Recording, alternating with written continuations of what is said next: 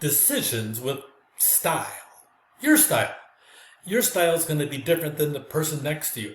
If you're in any type of organization, you're going to develop your own way of talking to people, communicating to people, looking at people, providing really direction on the four different parts of being a management: planning, organizing, leading, and then holding people accountable. Those are a big deal in the aspect. As you control the aspect of it, also follow through and talk to people, and really communicating is a big deal.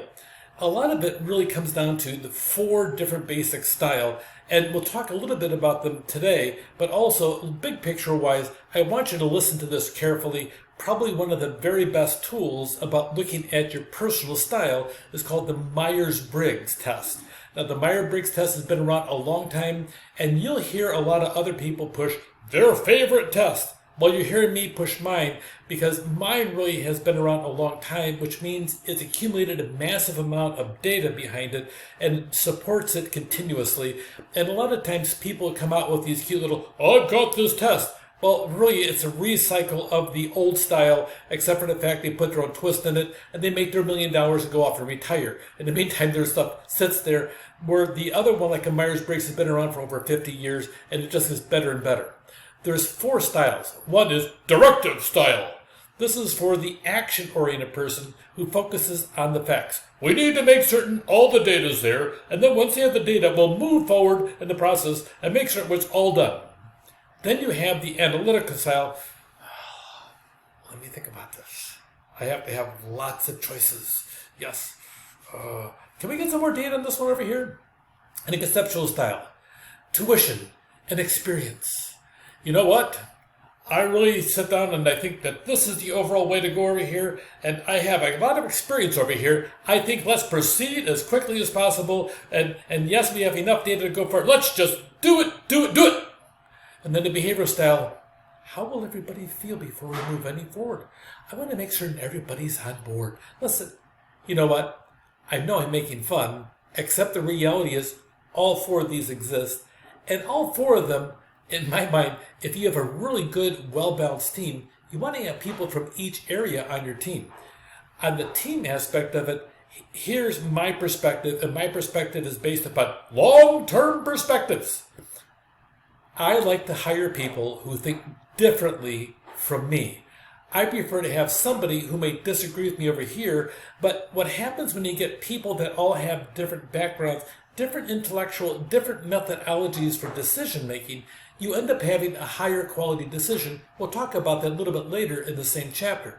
But here is the aspect of the four different styles. I think you're far better off in an organization having all four of these styles engaged, if you can, on the same team and your C-suite executives. So that's in the value orientation. These people, they're very task-focused at work. They don't pay a lot of attention to the people's or issues. They're just the opposite. They have to have structure and control for one's life. There's a high need for control, a low need for structure. By the time you're all done, you really have this aspect of it. I had a boss like this one time, and I came in on a Saturday to work, and I came into his office, and I was like the third week in the job. He said to us, "David, just so you know, when I come in on Saturday, I want to get my job done and go home. So I don't want to sit down and spend time to talk, and I'm not trying to be rude. I'm just telling you that I'm here to work, and that's it." Okay.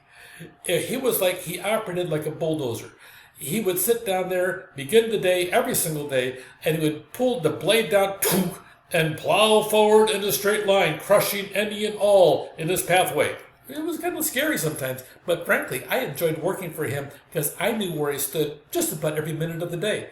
Here is a chart, and you can kind of see all four of them, and you have on the one side a tolerance for ambiguity. On the bottom is the different value orientation. Whenever you see four, anytime you have a decision theory that's based upon fours, they all go back. They go back over 3,000 years to a guy named Socrates. And Socrates really took this aspect and he changed the whole world around, and he developed a whole theory. So you have Socrates and that whole group of Greek philosophers. They talked about the four different things. Myers-Briggs takes these four concepts and these four different decision-making styles and breaks them down into four additional ones in each quadrant. So there's 16 different styles. Really, there's a big part of leadership and management for you. And listen carefully. You need to know who you are, what your personal style is. You also need to know what your personal style is for not yourself, but how you interact with other styles.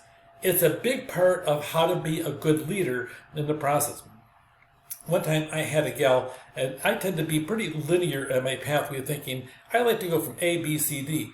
I was going into negotiations, and it was Monday, negotiations was Wednesday. So I told her in the morning, I says, you know what, this area is yours, the student services, so let me know how you feel about it. I really don't care about the results. It doesn't mean anything to me. You tell me what you want, and I think I'll be able to get it for you. Oh, okay. That was at 11 o'clock on a Monday morning. So, about 4:30, I called her up. Are you ready? She says, I just can't make up my mind. I'll get back to you tomorrow. So, Tuesday morning comes. 9 o'clock, I call her. How do you feel about this? I don't know. I think I want to do this. So, finally, at 11:30 comes. And I had no dog in the fight, so to speak. I didn't care what she decided. This was her area. I didn't want her coming back and say, well, David, you made it. You made this decision, and now I have to follow this. I didn't want that. I wanted her to decide. So finally, I brought the present at 3 o'clock Tuesday afternoon. We spent 2.5 hours, all three of us, and finally at 5:30, she makes a decision. So I'm sitting at my desk. I got my files all ready to go into negotiations, my little stack of different things, different exhibits and everything else. Then I'm ready for battle. And so it's 9 o'clock is negotiations, and my phone rings at 8:50. I don't know what to do. I thought about it. I'm going to change my mind. Okay. Decide now. If you don't, I'm going to decide for you. And you will never, ever, ever come back and blame me for the decision I make. Okay. So we did. I have such a difficult time working with people that can't make up their minds in their own area. It frustrates me, but you know what? She thinks differently than me. And so I'm over here and she's over here. And we make a good team overall. It's just every once in a while, you're going to find somebody who goes contrary to your philosophy and it drives you crazy. And sometimes you just have to sit down and make certain that you can sit down and work with them and have a good, solid relationship. People directive style with low tolerance for ambiguity. They're oriented toward task and technical concerns, making decisions. They're efficient, logical, practical. By the time you're all done on the analyticals, they have a higher tolerance for ambiguity, and they respond to uncertain situations. By the time you're done, the conceptual style, they rely upon intuition. I feel like this is it. So they operate in this whole world of feelings in the aspect of this is it. I can solve this problem, and here's the pathway. And a lot of times, this conceptual style, they rely on intuition, and it's incredible how often they really sit down and focus in and get the answer correctly. Now, they work better when they listen to other people, but a lot of times they can make decisions on their own. They're conceptual, they adopt a long-term perspective, they rely on intuition, and there's some people, actually it's a genetic predisposition that have a thing called strategic as part of the overall matrix and how they solve things, and they have a tendency to see things long-term. The two personality tests that I view as the very best to learn about yourself is number 1, Myers-Briggs. Number 2 is called Strength Quest or Strength Finder. Those two actually rely upon genetic predispositions as to how we make decisions in the process. But let me go on. The behavioral style, they tend to be very people-oriented decision makers. They're people-oriented, and really the most people-oriented of the 4 styles. You really want them on your team because they may say things, well, what about how the people feel over here? And you may roll your eyes to the back of your head until the cows come home, is the old phrase. But the reality is you need to listen to them because they really do have a sensitivity towards people's feelings. And some other ones, like my one boss who was a bulldozer, he needed to hear what somebody sensitive and warm and fuzzy that felt in the process because of the fact he just plowed over the top of them if you didn't hold him back. Know thyself, influence others, and make certain that you deal with conflict. If you have conflict and ignore it, it will grow from an acorn into a giant oak tree in a very short period of time. Make certain you know your style and deal with the conflict in the process. Here are 10 decision basis, biases, rules that you have. Make certain that using the only information available, availability bias. There's a representativeness bias. It's a faulty generalization that this is this, therefore it's all this. Be careful, don't do that. Confirmation. When you have a point of view, you're looking to sit down and find just confirmation of your point of view. That's being human. Nothing wrong with that, as long as you're aware of it and you sit down and open your eyes up wider and look bigger picture than this narrow focus. Sunk cost bias. Money already spent seems to justify continuing. We've already committed over here. We need to move on. But if we do, the bulldozer will fall off the cliff. It doesn't matter. We made the decision. Charge in the process.